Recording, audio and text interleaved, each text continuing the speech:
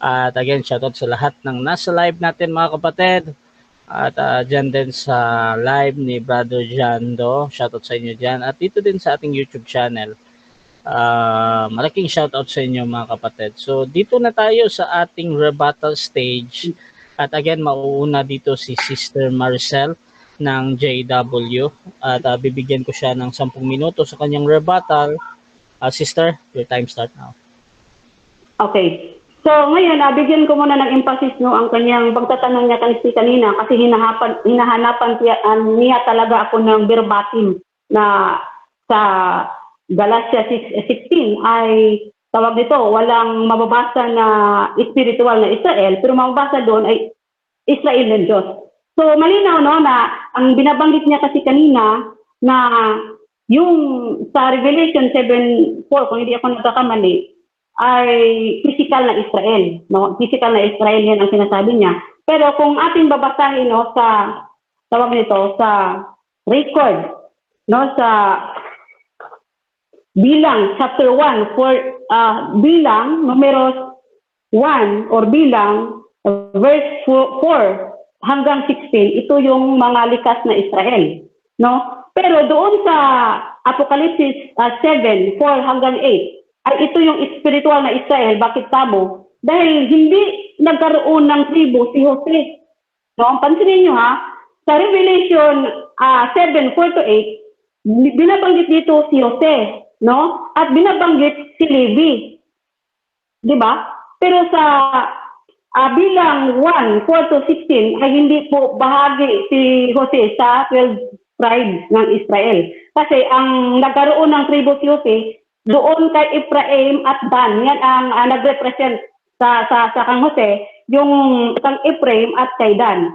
At malinaw na ito ay tawag nito, hindi literal physical na Israel, yung binabanggit sa Revelation 7:8. Dahil ang sinasabi ko, absent doon si Jose at present dito si Levi. Dahil kung pensinin natin sa bilang, hindi po bahagi yung Levi, dahil sila yung mga nasa templo, na-assign sa templo, hindi sila bahagi ng 12 tribe ng Israel dahil ang gawain nila ay nasa templo. So ngayon, ang pag-cross-examination natin kanina sa kanya ay tinatanggap niya na literal daw na tinapay, at alak ang nasa Juan chapter 6, Pero pag doon na sa Matthew 26 hanggang 28, ang kumain lang ay ang 12 na mga apostol. Hindi lahat ng tao. Kaya ang tanong ko mga kaibigan, paano natin ito i-reconcile na ang iyong mga talata ay hindi magkakontradiksyon? Okay. At sinabi niya kanina na bigyan, kumbaga, hindi daw o simbolo, Hindi daw simbolo yung nasa chapter 6. Okay. Magbigay tayo ng reference, Ang sabi dito, ito ang reference natin. Ito. Si Robert Charles, ito na reference, Robert Charles Sproul, sa kanyang John and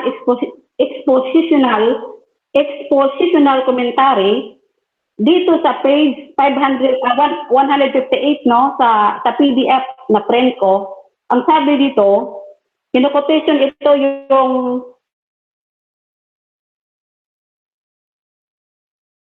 Jesus described himself as the bread of life, building on that metaphor. So maliwanag na binabanggit sa ating reference na yung chapter 6, nung ay sinasabi na this is my blood, this is my flesh, ito ay metaphor or figurative. Patuloy tayo. Ang sabi, I am the living bread which came down from the heaven. If anyone eats of this bread, he will live forever, and the bread that I will give is my flesh, which I shall give for the life of the world. Ang 160, ang sabi? I believe that Jesus is speaking here not about the Lord's Supper. So maliwanag yung John chapter 6 ay hindi ito tumutukoy sa Lord's Supper. Tapos ang sabi niya, but about the same subject he addressed in his conversation with the Samaritan woman. So nagbigay ng halimbawa sa John 4:1-26 kung saan si Jesus gumagamit ng figurative na living water. Na kung yung babae Samaritan ay bigyan ng living water ay hindi na uuhawin. Kaya ito ay figurative in connection doon sa ginagamit ni Sir Jando sa John chapter 6. No? Ito pa. Sinalungat ni Mr. Jando ang isa sa mga Church of Fathers. That's 5 minutes.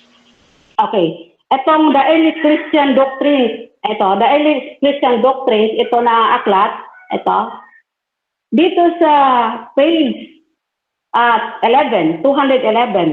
Okay, dito sa page 211, ang sabi dito, in the 3rd century, the early Christian identification of the Eucharistic bread and wine with the Lord's body and blood continued unchanged. So, ibig sabihin, hindi po nagbabagong anyo yung tinapay at alak sa aral ng early Christians. At ano pa ang sabi? Sa page 212 sa itong aklat, dito, na-print natin mga kaibigan, ang sabi, occasionally, these writers use language which has been held to imply that for all its realist sound, their use of the term body and blood may after all be merely symbolical. No? Ang sabi, Tertullian, for example, refers to the bread as a figure or parenthesis figura of the Christ body, and one speaks of the bread by which he represents his body. Maliwanag, sabi ng ni Tertullian, na isa sa mga Church of Fathers, na ito ay symbolikal. Bakit sasabihin natin symbolikal? Dahil hindi nagtuturo si Tertullian na pwedeng uminom o inumin literally yung dugo. No? Halimbawa, sa kanyang tawag nito sa reference na Tertullian apologetical works and Manutius Felix Octavius, Nueva York, 1950, isinali ni Emily Daly, page 33. Credit ito sa Watchtower o sa website namin. Ang sabi, mahiya kayo sa mga Kristiyano dahil inyong kakatuwang mga paraan. Hindi man lamang namin inaalok ang dugo ng mga hayop sa aming pagkain, sapagkat ito'y pangkaraniwang pagkain lamang. Sa paglilitis ng mga Kristiyano, kayo'y mga paganong Romano ay nag-aalok sa kanila ng mga longganisang may dugo. Sabihin pa, naniwala kayo na ang mismong itinutukso ninyo sa kanila upang sila'y lumihi sa tamang landas ay isang bagay na para sa kanila'y katalampalasan. So bakit nga? Kung kailan pa ninyo natiyak na sila'y nasusuklan sa dugo ng isang hayop, saka pa ninyo asahan na sila'y mahayop sa dugo ng tao? So ngayon, ito at sabi pa sa the Anti-Nicene Fathers sa Grand Rapids, March 1956, pinamat nugutan. That's 2 minutes. Okay. Pinamat nutugan ni A. Robert at J. Ronaldson, Sumo 4, page 192. 192 ang sabi, gayo na lamang ang pag-iwas namin sa dugo ng tao. So malinaw na hindi nagturo ng early Christian na yung alak ay nagiging literal na dugo para inumin. At hindi rin nagturo yung Church of Father na yung tinapay ay nagiging literal na katawan ni Kristo. Yun ay symbolikal. Kung pansinin nyo, yung term na pagkain ay ginagamit ni Jesus yan sa pagtanggap ng pananampalataya. So, malinaw sa verse 26.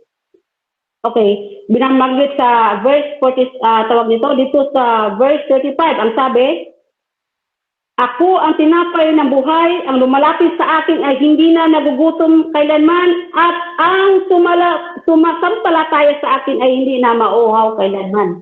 So, yun ay figurative o tinatawag na metaphor nung sinasabi ng ating reference. Kaya malinaw na mali yung study Sir Jando Alabado. At binanggit natin dito kanina sa ating presentation or sa ating cross-examination, nung tinanong tayo kung tungkol sa 144,000, ang Apocalypse 14, 1 to 5, bakit natin nasasabi na anointed Christian, no?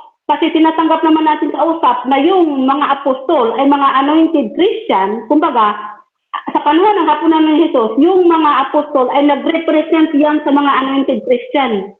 At sila yung, tawag nito, kinuha sila sa iba't ibang bansa. Basahin natin yung 4. Ito ang sabi. Ito ang mga hindi nagparungis ng sarili nila sa mga babae. Sa katunayan, mga birhen sila. Ito ang patuloy na sumusunod sa kordero saan man siya pumunta. Ang mga ito ay binili. No? Time. Ang mga ito ay binili. O sige, mga yan na lang sa salamat.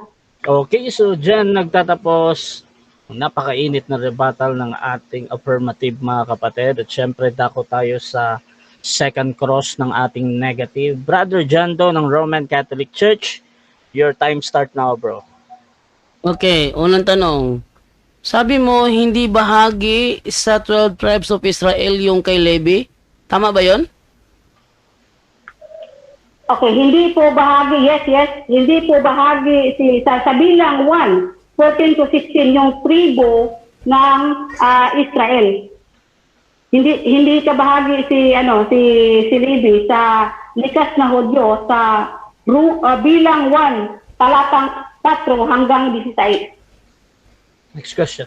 Next question, bakit sinasabi sa Biblia na bahagi siya ng 12 tribes of Israel ayon dito sa Revelation chapter 17 verse 7? Okay. Nakatala yung pangalan ni Levi dyan sa tawag nito sa Revelation dahil nga sinasabi ko kanina yan ay spiritual na Israel bagamat hindi verbatim na mabasa kasi nga batay sa akin nabasa kanina sa Apocalypse 14 1 to 5 na sila ay binili binili sila ni Jesus. Yan ang sagot ko. Okay, sa ngayon ka ba na sa Revelation chapter 7 verse 4 sila ay kabilang sa 12 lahi ng Israel? Lahi niyan? Yes or no? Yes, inaamin ko. Pero hindi literal, hindi likas na Hudyo. Kasi nga, ang likas na Hudyo, kung pag-uusapan natin sa bilang chapter 1 verse 4 hanggang 16, ay hindi kasali si Levi. Pero bakit sa Revelation kasali na si Levi? Sapagkat ito ay symbolical or spiritual na Israel. Batay sa Galatia 6:8. Sinong Bible scholar ang nagsabi na ang lahi ng Israel sa Revelation 7:4 is hindi siya physical na lahi kundi simbolikal lang? Sino? Okay. Wala akong mapakita ngayon kasi hindi naman nakapokus yung topic natin sa likas na Israel. Bagamat ang stand ko dito ay spiritual na Israel, bakit kasama? Kasi binabanggit sa verse 4 ng Revelation 14 na sila ay mga sumusunod sa kordero saan man siya pupunta. Okay. Next question. Sa ngayon ka sa tutol ka na sa Revelation 7:7, kabilang ang lahi ni Levi, bagamat mababasa siya. Kung hindi siya kabilang dyan, sino ang ipapalit mo sa lahi ni Levi? Okay. Wala, batay sa Revelation 7. Kung ano yung nakasulat sa Revelation chapter 7, 4 to 8, hindi ko na babaguhin sapagkat Biblia, kung ano yung nasulat, yan ang nakasulat. Kaya nga, ang sabi ko, spiritual ito na Israel, kabilang dito ang mga hintil. Hindi ito tumutukoy sa likas na Israel. Kaya yung 144,000, so sinabi ko na, ay binili mula sa lupa na palaging kasama ni Hesus Kristo. Ito ay datatak noong 23 AD.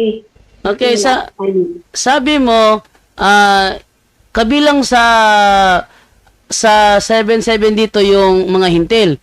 Sino namang Bible scholar ang nagsabi na kabilang dito ang mga hintil? Okay, ito. Wala akong may pakita na Bible scholar sa ngayon. Sabi ko na nga. Pero sa Biblia mayroon. Binabanggit sa Roma 2:28-29 na magiging matawag ka na bahagi ng binhi ni Abraham, magrego ka man or mahudyo, no? Kaya hindi na basihan sa bagong tipan yung likas na Israel na yun na talaga ang nakapix na tinatawag na Israel ng Diyos. Kundi spiritual na Israel, yung Galatia 6:16, koneksyon doon sa Apokalipsis 14, 1 hanggang 5. Next Yan ang sagot ko. Ngayon, kung sinasabi mo na itong 12 lahi na ito ay may kahalo ng hintil, anong paliwanag mo sa Revelation 7 verse 9? Okay. Itong Revelation 7:9, kung yung malaking pulutong, no, yung malaking pulutong, isa namin diyan ay yan ay mga lumabas mula sa malaking kapighatian na sila yung naligtas. Meaning, ibig sabihin, hindi yan tumutukoy sa 144,000, kundi tumutukoy yan sa ibang kawan ng Diyos. Yan ang sagot ko. Next question. Sumasangayon ka ba na itong Revelation 7:9 ay mga hintil ito? Yes or no? Okay. No, hindi lang tumutukoy sa hintil lamang, kundi hintil or hindi hintil, Hudyo man, Grego man o hintil, kasali dyan. Kaya yung tanong mo, hindi nakapokus sa hintil lamang. Yan ang sagot ko. Okay, next question. Sa hapunan ng Panginoon, ilan lahat ang kumain doon ng tinapay at uminom ng alak? Ilan lahat sila? Okay. So, 12 sa Paskwa, kasi kasali pa sa tawag nito si Judas. Pero yung pakikipagtipan, no? Yung pakikipagtipan na sa ukol sa kaharian, 11 na lang yung kumain kasi hindi kasali si Judas dahil hindi siya nag-qualify dahil nagiging taksil siya. Yan ang sagot ko. Objection, moderator. Time stop. Ano objection, bro? Ang tanong ko, ilan sila sa hapunan kumain ng tinapay at uminom ng alak? Ilan sila doon? Okay. So, may objection dito. Parang inunit mo ng tanong mo, bro, ha? So, Sis Maricel, meron ko bang counter objection before ako humatol? Counter. May counter ako. Sige, proceed. Ang hanap niya is bilang. Sumagot ako ng bilang. Sabi ko nga, 12 ang kumain sa Paskwa. Ngayon, yung pakikipagtipan ukol sa kaharian ay 11 lang yung kumain. Hindi kasali si Judas Iscariote kasi lumabas niya. Wait lang, sis, ha? Okay. So, I think ready ka namang sumagot. Nagbigay ka ng bilang. Gusto ko lang yung time para doon sa sagot mo pa. 20 seconds yan. So, ilan daw, sis? Proceed ka muna sa sagot. Okay. Sa Paskwa, kasali pa si Judas. 12. Pero yung pakikipagtipan na ukol sa kaharian, na nung sinabi ni Jesus ay nakipagtipan siya ukol sa kaharian, 11 na yung kumain. Na yung mga tunay na apostol ni Jesus, hindi kasali na si Judas. Yan ang sagot ko. Next question. Sabi mo 11. So hindi siya umabot ng 10 ng 20. Yes or no? Hindi. Pero yung mga apostol ay nag-represent yan sa mga sa mga anointed Christian. Kasi kabilang naman, halimbawa si Apostol Pablo kabilang sa 144,000, pero si Apostol Pablo hindi nabilang doon sa 11 na kumain. Pero kabilang siya sa 144,000, meaning nag-represent yan sa mga anointed Christian yung kumain doon sa pakipagtipan ni Jesus ukol sa kaharian. Next question. Okay, so ibig mong sabihin ngayon, kulang na yung bilang kasi hindi kasama si Apostol Pablo doon. Time. Okay, so dyan nagtatapos mga kapatid ang ating second cross ng negative. At syempre dako tayo sa kanyang rebuttal naman. 10 minutes, Brother Jando ng Roman Catholic Church. Your time start now. Okay, thank you sa iyo, Brother Rasha. So, ililipot ko na yung mga pinagsasabi niya. Okay, sabi niya, 33 AD nagsimula ang pagpipili sa 144K. Hindi nagsimula 33 AD. Actually, doon sa maliit pa nga sila. Tingnan mo doon sa Day of Pentecost. 120 lang sila. Sa Day of Pentecost, sabi niya, nagsimula daw yun doon sa Day of Pentecost. Hindi, mali. Sa Day of Pentecost, 120 lang sila, hindi umabot ang 144K. Wait lang. So, ang sabi niya kanina, nalala ko pa yon sa Day of Pentecost, 144,000 daw. Mali, hindi umabot ng 100,000 yung nila, yung kanilang bilang. sa ano sa Day of Pentecost, mali yun.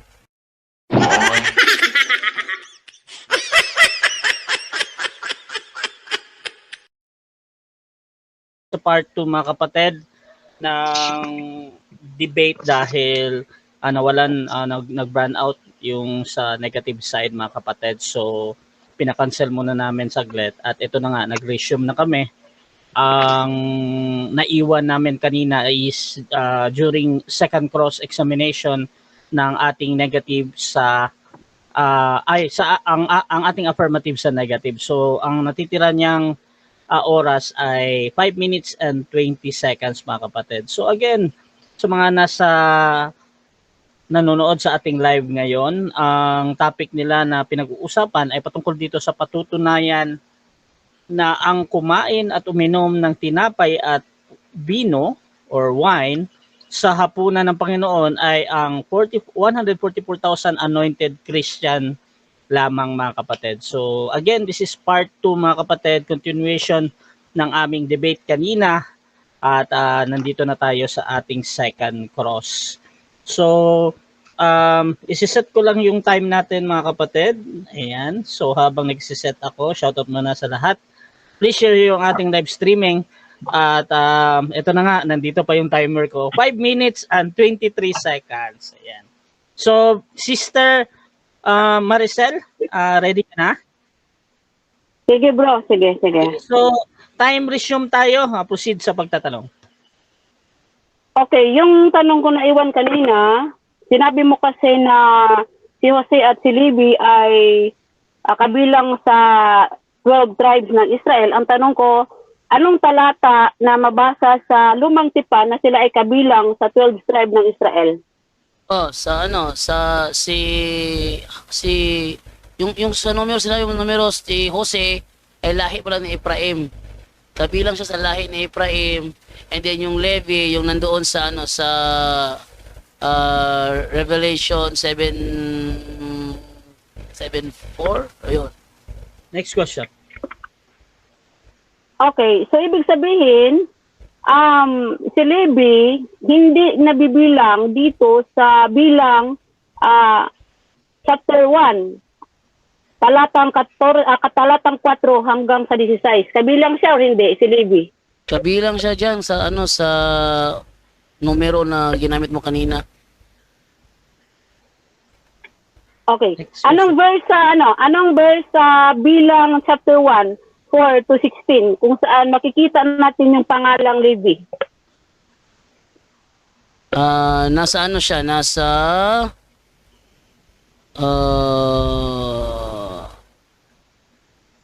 yata?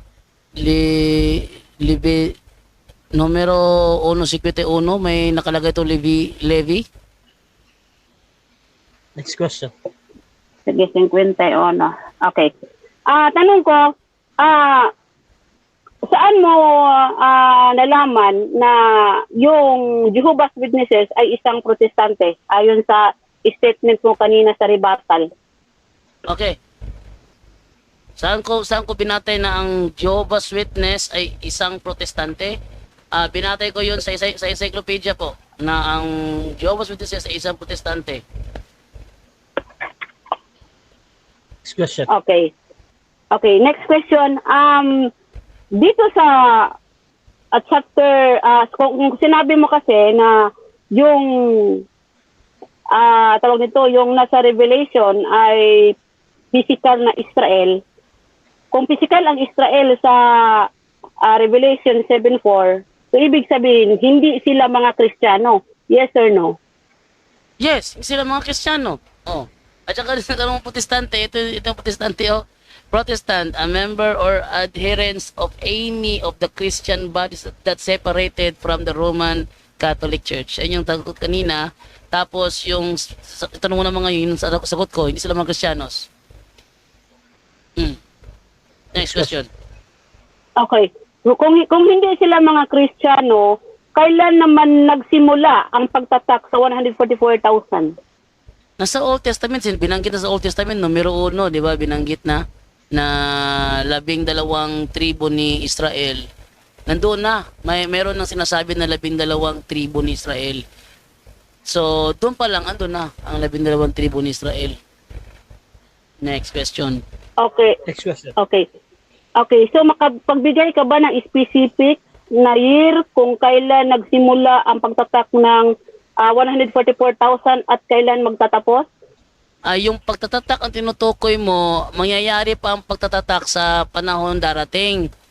No, sa panahon darating na magtatatak na yung anghel.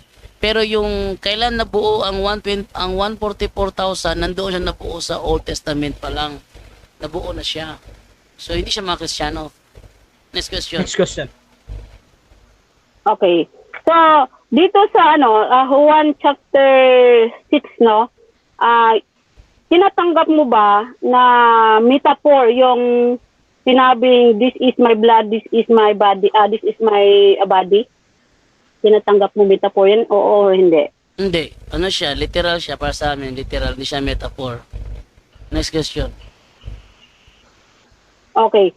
So next question. So yung reference ko kanina, halimbawa sa early Christian doctrines, halimbawa kay Tertullian, hindi mo o dinidecline mo ba yun? Dinidecline mo ba na ang sinabi niya na ito ay figure or represent yung alak at bino, alak or yung tinapay? Yes, nire-reject ko yun kasi yung author ng ginamit mong early Christian doctrine ay si Kelly John Norman Davidson. Protestante siya. Siya ay member ng Presbyterian. Next question. Okay. So, okay, next question. So ibig sabihin, ayon dito sa Tertullian Apologetics Works and Monossius Felix Octavius na sinabi dito na hindi nagtuturo si Tertullian na kumain. Time na. Okay, so dyan nagtatapos mga kapatid ang ating second stage ng debate. So shoutout muna sa ating nasa live dyan. At again, this is a part 2 ng ating debate. Kanina mga kapatid, sa mga bagong pasok dyan, continuation lang ito. No? So dito tayo sa final conclusion. Ang mauna dito mga kapatid, ang ating negative, si Jando Alabado ng Roman Catholic Church. Bibigyan ko siya ng 5 minutes. Proceed ka bro sa iyong final conclusion. Okay, maraming salamat po sa inyo at finally natapos na rin yung ating talakayan with Sister Maricel. Nag-enjoy kami ng chikahan kanina pero ang mahalaga sa akin ngayon, yung tema niya kasi patutunayan niya na ang kumain ng tinapay at uminom ng alak sa hapunan ng Panginoon ay ang 144,000 na anointed Christian lamang. Pero napatunayan na 11 pala, sabi niya akin kasi 12 sila. Mateo 26:20, 12 sila. Pero sabi ni Sister Maricel kanina, 11 kasi hindi nakasama si Judas Iscariote doon. So 11. At yung kanyang tema, 144,000 na anointed Christian lamang. Hindi napatunayan yun.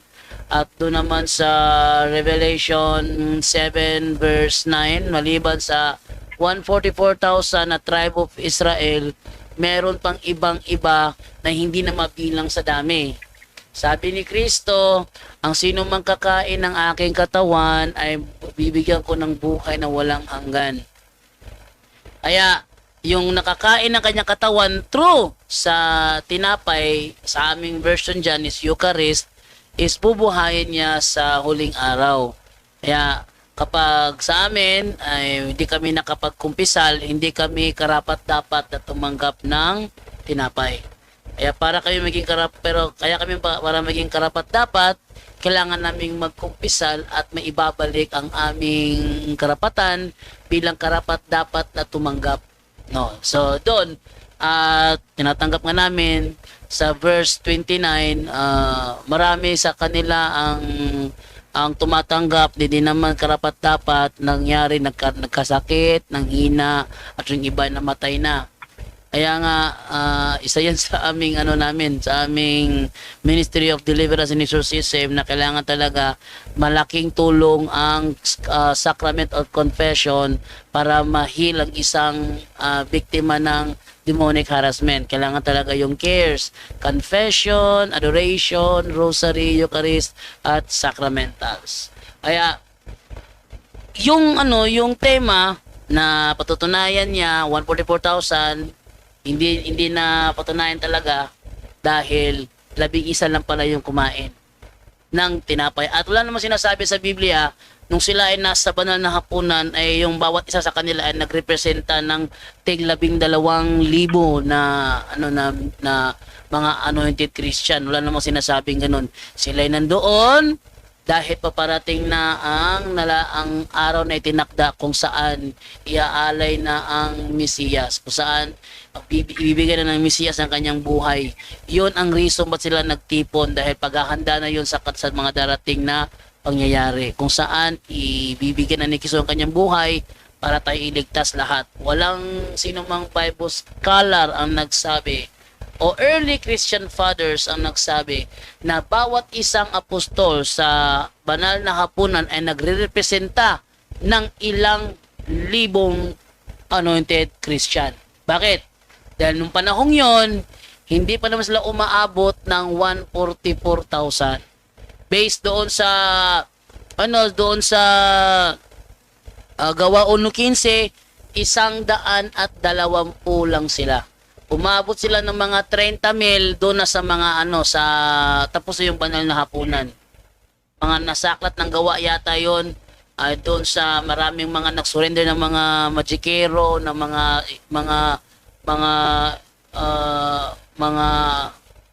mangkukula, mga spiritista, nagsurrender, umabot sila ng 30,000. 30,000 pa lang.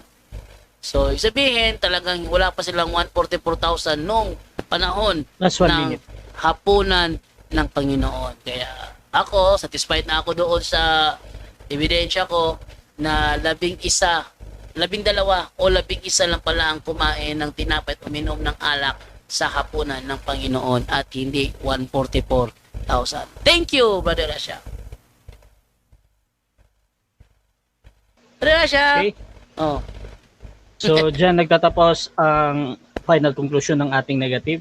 At syempre, dako tayo sa final conclusion din ng ating affirmative. Sister Marcel ng JW, your time start now.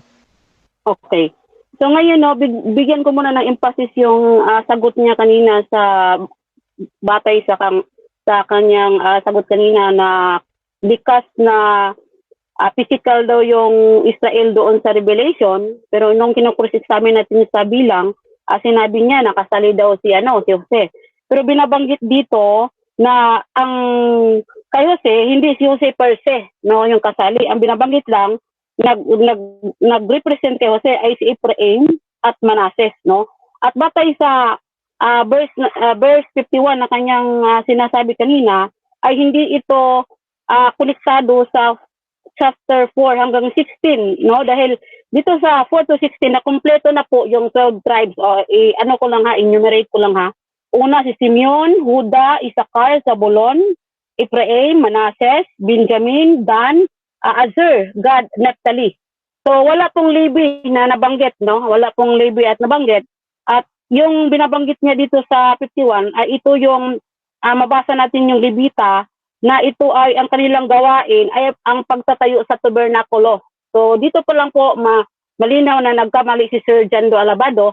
Tapos dito sa Apocalypse 7 chapter 14. So malinaw dito na si Huda, Reuben, Gad, Asir, Naphtali, Manasseh, Simeon, Levi, Isakar, Zabulon, Jose at Benjamin. Yung binabanggit dito na mga 12 tribes. Pero napansin niyo po, wala si Ephraim. Walang Ephraim dito. Pero binanggit sa bilang yung likas na Hudyo o likas na Israel na members ng 12 tribes ay nandoon si Ephraim. Pero dito sa Revelation, walang Ephraim. Tapos, si Jose ay andito rin sa Revelation at si Levi. So, dyan pa lang ay nagkamali yung ating kausap. So, ngayon, dito naman sa sa Revelation, mabasahin natin ha, bakit natin masasabi na mga anointed Christian o mga Kristiyano yung 144,000. Dito sa 14, no, sa 1, at sabi dito, at nakita ko ang kordero na nakatayo sa bundok ng Sion at may kasama siyang 144,000 na may pangalan niya. Okay, natatakan po ito sa pangalan niya na tumutol kay Jesus at sa pangalan ng kanyang ama. At dito sa 4, ang sabi dito, ito ang mga hindi nagparungis ng sarili nila sa mga babae. Sa katunayan, mga birhen sila, ito ang mga patuloy na sumunod sa kordero. So, pansinin ha, sumunod sa kordero, saan man siya pumunta, ang mga ito ay binili. Okay, binili mula sa sangkatauhan bilang mga unang bunga. Time na? Hello, Tarasya? Hindi pa. Proceed lang. Okay. Unang bunga, unang bunga sa Diyos at sa kordero, no? At walang nakitang panlilinlang sa bibig nila at sila ay walang dungis. So, kung pansinin natin, no, konektado ito sa Revelation 20, verse 6, no, na ito ay mga unang, ito ang binabanggit na mga banal, ang sino mang kasama sa unang pagkabuhay muli. So, ang unang pagkabuhay muli ay ito yung mga 144,000, no, na binabanggit sa Revelation 14, 1 to 5. So, malinaw na mga Kristiyano talaga ito at ang simula sa pagtatak nito ay doon sa sa araw ng Pentecostes, no? At sinabi ko na lang kanina na yung Paskwa, so bakit para hindi tayo malito, no? Na yung Paskwa ay ito yung tawag nito yung sineselebrate panahon sa Ehipto, no, ng mga sanong na alipin yung mga Israelites. So sineselebrate ito ng mga Hudyo sa Nisan 1433 AD. So ngayon, nung sa panahon ng 33 AD sa CE, no, sa panahon ng Nisan 14, ay ipagdiwang po ang Paskwa. Totoo naman yan. At kasali doon si Judas Iscariote. Pero maliban dyan, noong itinatag ni Jesus dito yung hapunan ng Panginoon na tinatawag na sa amin na memorial, ay hindi kasali si Judas Iscariote. Kaya sabi ko 11 lang. So bakit 11? Ang 11 ay nag-represent po ito sa mga anointed Christian na sila ay pinahira ng banal na espiritu. Katunayan, ang pumalit kay Judas si Matias. Okay. So, ito pa, ang kanyang policy of equivocation, no? Equivocation, ito. Kasi ang sabi niya, ang Jehovah's Witnesses daw ay protestante. Kaya, nire-reject niya yung aking, nire-reject niya yung aking, tawag nito, yung aking reference. Ang sabi, the misleading use of term with more than one meaning by glossing over which meaning is intended at the particular time. So maliwanag na ang Jehovah's Witnesses and umiral pa lang sa lumang tipan. Okay. Thank you. Kulang pa lang 5 minutes. Diyan nagtatapos mga kapatid ang debate natin between JW and RCC sa topic na patutunayan ko na ang kumain at uminom ng tinapay at bino sa hapunan ng Panginoon ay ang 144,000 anointed Christian lamang. So, before natin i-end yung ating live, syempre gusto ko muna silang bigyan ng time, magpasalamat, shout out or mag-endorse kung ano man yung ginagawa nila ngayon. Unahin natin si Sis Maricel. Okay, una sa lahat, maraming salamat sa ating moderator na si Rasha, no? Talagang itong magaling na moderator, at ating pasasalamatan din si Jando Sir Alabado na first time ko po siyang nakadebate ngayon, at sa mga viewers po, no, papunto po punto at sa Russia TV. At i-shout out ko rin yung mga kapatid ko sa comment section kasi hindi ko naman maisa-isa sila. Maraming salamat sa pagsuporta nila at maraming salamat sa lahat. So hanggang dito na lamang. Okay, at bro, salamat ka muna bro. Okay, yan. Natay ko yung mic ko rito dahil may kausap ako, naririnig ako eh. Nadidistract si Sister Maricel. Ako na. Yes bro, pasalamat lang bro. Salamat po sa sa mga sumubaybay. Alam ko ilang beses ako nag-live ngayon, 3 beses yata para sa debate na ito kasi yung ikalawa hindi pa natuloy dahil may sumingit na iba. Okay, so maraming salamat sa pagsubaybay at nawa sana magkaroon pa to ng mga another topic na pag-uusapan namin ni Sister Maricel. Gusto ko siya kausap mo. Mabait siya. Hindi siya kaya ng iba dun. Mabait si Sister Maricel do sa pagkausap siya. Okay. Salamat Sister Maricel at Brother Rasha sa oras na inunawan niyo ako kahit na ako'y na-burn outan dito. Inunawan niyo ako pati yung mga nanonood. Thank you. Okay mga kapatid, so syempre, please support Punto at yung Rasha kay TV. Sis Rasha TV din at yung kay kung meron man sila Sis Maricel, no? So please subscribe yung ating YouTube channel Rasha TV ulit at kung gusto niyo sumali sa ganitong gawain, pwede kayong mag-PM sa akin or maghamon man sa dalawang debatista na nandito si Sis Maricel. May naghamon talaga sa akin, Brother Rasha. Kung okay lang sa'yo. Ano natin yan, i-set natin yan mga kapatid. At ito si Sis Maricel din. Kung gusto nyo yung mga ganito lang ba. So syempre dapat sumasang-ayon kayo sa patakaran ng ito yung platform ko sa moderator din. At syempre yung mga kondisyon ng ating mga debater.